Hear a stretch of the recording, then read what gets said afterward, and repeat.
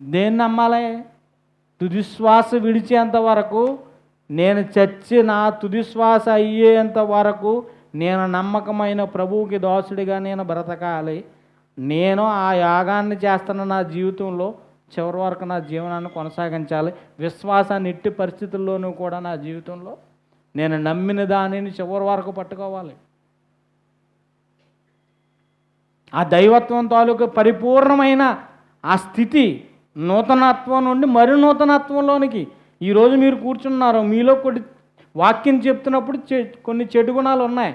అవి వాక్యం ద్వారా తెప్పరిల్లాయి. దాన్ని విడిచే మళ్ళీ నూతనత్వంలోకి వచ్చి మళ్ళీసారి వచ్చినప్పటికీ అవి వదిలేసాం. మమ్మల్ని నూతనంగా చేసావు.